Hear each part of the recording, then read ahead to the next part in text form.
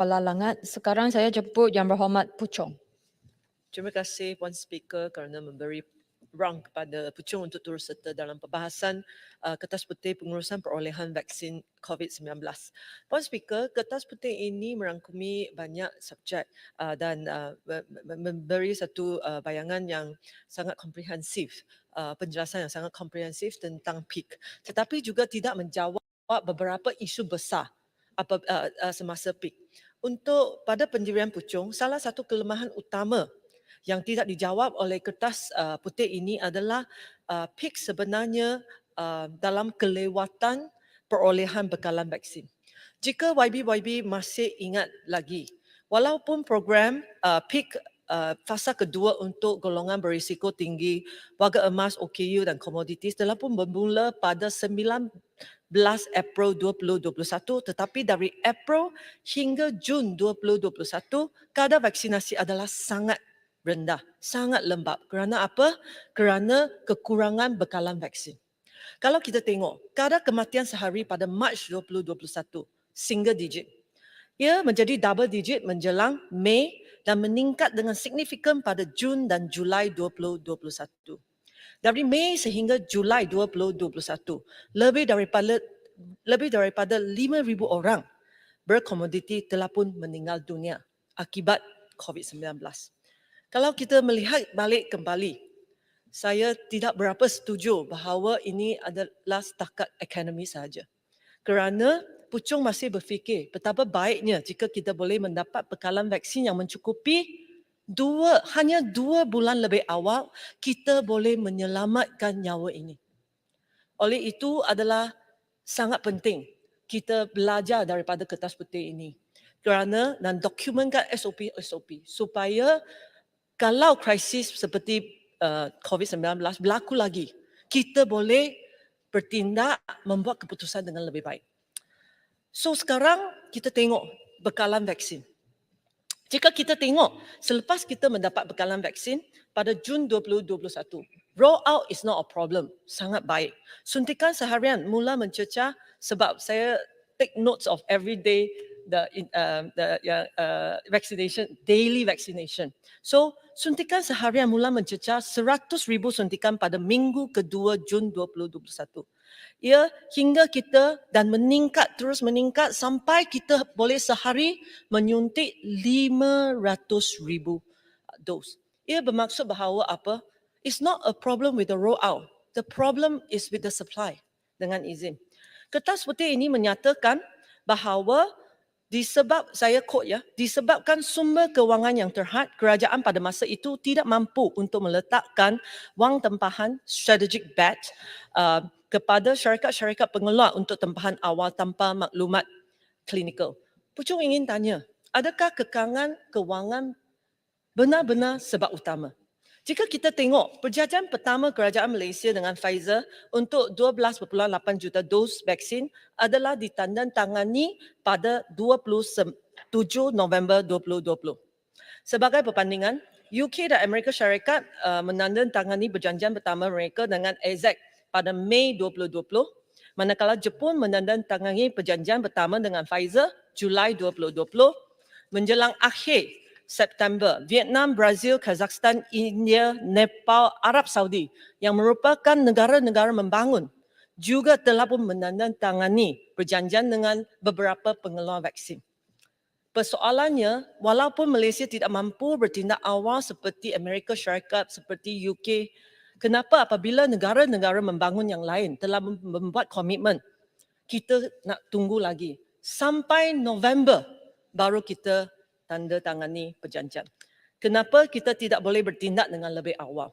Sebagai contoh, walaupun selepas pengawal selia di UK, Amerika Syarikat, Kanada, Switzerland, Kesatuan Eropah dan Singapura serta COVAX telah pun meluluskan vaksin Pfizer pada bulan Disember 2020.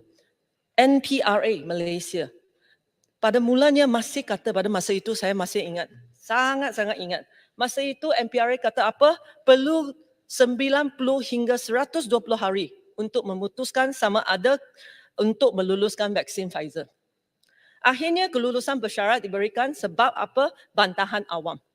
Pada bulan Mac barulah 2 vaksin lagi, AZ dan Sinovac menerima kelulusan MPRA terhad.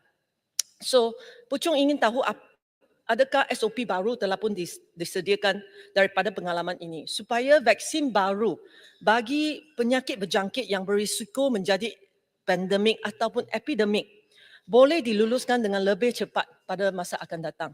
Kalau tidak, kita akan ulang kesilapan sekali lagi dan nyawa akan terkorban. Puan Speaker, isu seterusnya yang saya ingin bangkitkan ialah berkenaan dengan peruntukan kewangan. Kertas putih ini telah menunjukkan bahawa KKM telah diluluskan peruntukan secara berperingkat berjumlah 4.65 bilion ringgit bagi perolehan bekalan vaksin dan perkhidmatan logistik vaksin COVID-19 untuk pelaksanaan PIK.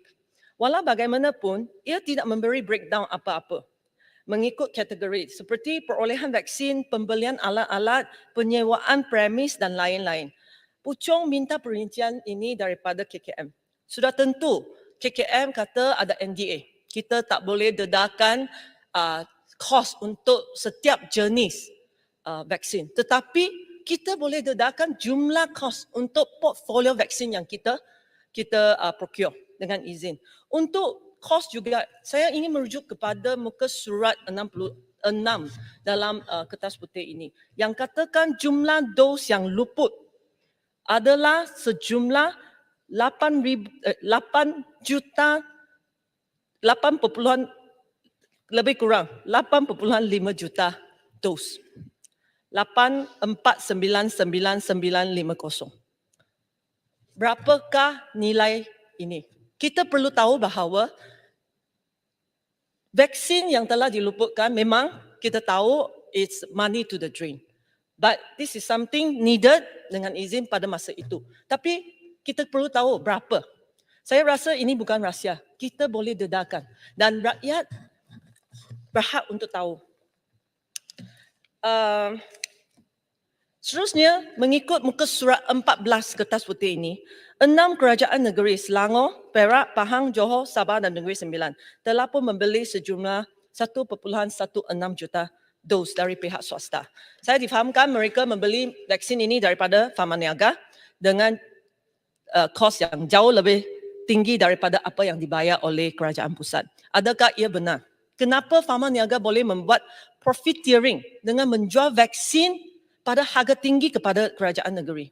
Seterusnya, Puchong juga ingin menyentuh program imunisasi industri COVID-19 kerja sama awam dan swasta, PIKAS. Sektor swasta perlu bayar RM45 per dos. Saya tak nampak apa-apa kenyataan kewangan dalam kertas putih ini juga. Bagaimanakah bayaran ini, berapakah bayaran ini, berapa jumlah pendapatan PIKAS dan juga bagaimana bayaran tambahan ini digunakan. Tak ada apa-apa pun diletakkan di kertas putih ini. Puan Speaker, isu seterusnya saya ingin beralih kepada isu PPV. Yang telah saya bangkitkan, ada beberapa perkara saya bangkitkan penggal yang lalu tapi tak dapat jawapan juga dalam kertas putih ini. Harap hari ini boleh dapat jawapan daripada kerajaan. Apakah jumlah kos sewaan dan kos set up PPV mega? Puchong ingin mendapat perincian kos setiap PPV mega.